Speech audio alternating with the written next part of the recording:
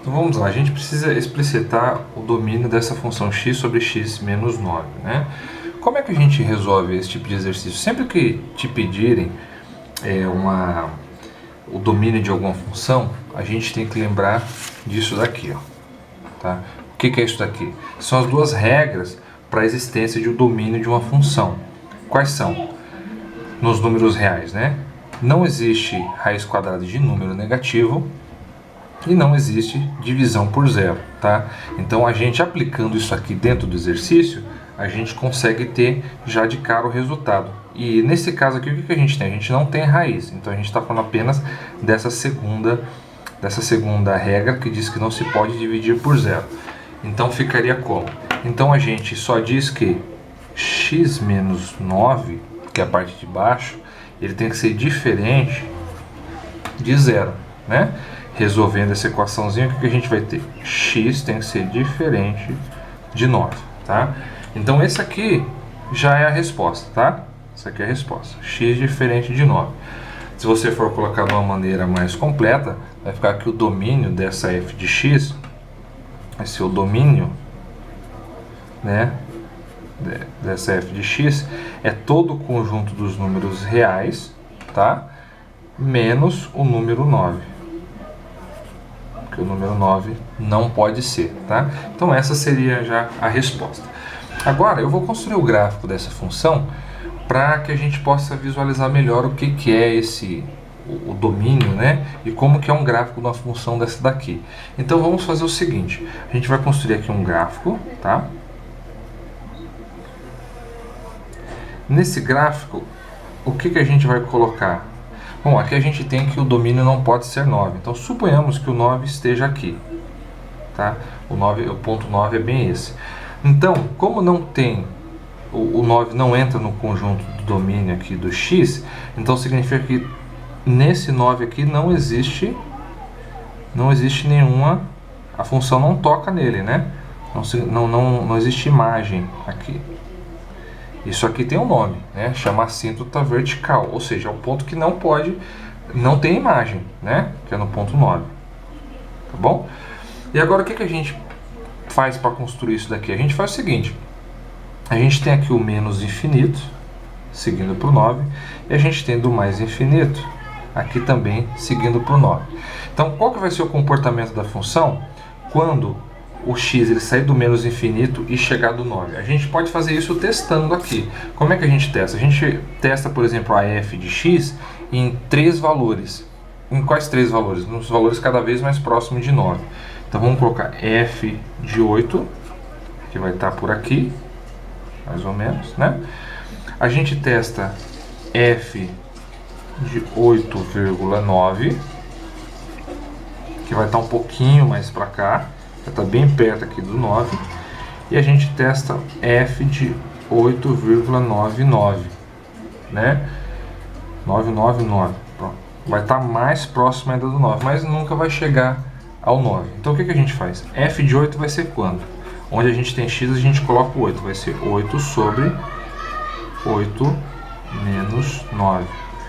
Isso daqui vai dar quanto? Vai ser 8 menos 9 dá menos 1. 8 dividido por menos 1 dá menos 8. Essa aqui é a primeira imagem, tá?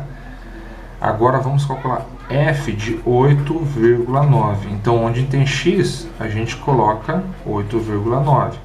Vai ficar 8,9 menos 9. Né? O resultado disso aqui vai ser menos 89. Tá? E a gente fazendo a terceira testagem, a gente faz f de 8,999, que está mais próximo ainda de 9. Vai ser 8,999 sobre 8,999 menos 9. Então isso aqui a gente vai ter o resultado menos 8.999. Né? Então o que a gente consegue saber aqui? Que quando o gráfico ele sai do menos infinito e ele vai chegando cada vez mais próximo do 9, ele vai seguindo infinitamente para números cada vez mais baixos, né? E como isso aqui não tem fim, então para onde está seguindo isso aqui? Então a gente pode dizer que esse gráfico está seguindo sempre para o menos infinito, porque conforme você vai aumentando aqui o número de 9, que significa que vai estar cada vez mais próximo de 9, o gráfico vai ficando cada vez mais negativo, né? Então a tendência dele é chegar até o menos infinito. Então a gente já sabe que essa é o comportamento dessa função. Ela vai, quando ela estiver chegando daqui para cá, né, do menos infinito para o 9, ela vai decrescer, ela vai ir cada vez mais para o infinito, né? Mas o que acontece se eu sair do 9 e seguir para o menos infinito? Bom, aí a gente faz também uma outra testagem, né? A gente faz o que? A gente faz elas indo para valores cada vez mais negativos, né? Para valores cada vez mais negativos, como é que a gente tem? A gente pode fazer, por exemplo, né? A gente pode fazer, vamos colocar f de menos 100, a gente pode colocar f de menos 1000 e f de menos 10.000 para ver o comportamento dessa função. Então, f de menos 100 a gente vai ter o que? A gente vai ter 100 sobre menos 100 menos 9. Isso aqui vai ser 100 sobre menos 109, né? 100 menos 109. Isso aqui vai dar um resultado pra gente que é 0 menos, né? Mais, aliás, né? Mais não, menos, desculpa. Vai ser mais. Por quê? Porque a gente tem menos em cima e menos embaixo, né? Menos com menos dá mais. Mais 0,91, tá?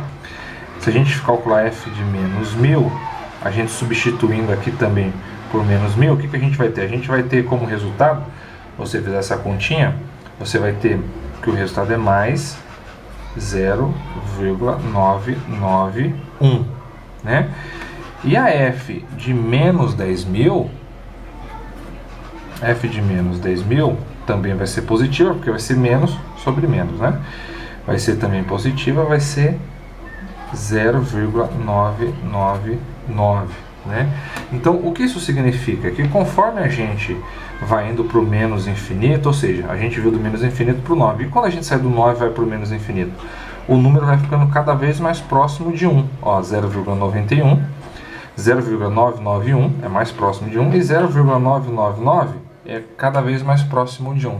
Então, o que a gente vê? A gente vê que conforme a gente vai diminuindo os valores aqui para negativos, né, infinitos negativos, a gente vai ter números cada vez menores, mas eles não vão chegar a 1, né? Então aí o que a gente tem? A gente tem uma outra assíntota, que é a assíntota horizontal. O que é a assíntota horizontal? Significa que o gráfico dessa função, ele não vai tocar o 1, né? Aqui é o 1, então ele não vai tocar 1. Então o que a gente sabe? Que quando ela vai para o menos infinito, ela chega cada vez mais próximo de 1, e quando ela chega cada vez mais próximo de 9, ela vai cada vez para o menos infinito. Então a gente vai ter um gráfico mais ou menos assim. Ela vai cortar aqui no zero, né? Aqui no zero vai, ó, né? Vai cada vez mais para o infinito, né? Para o menos infinito aqui, ó.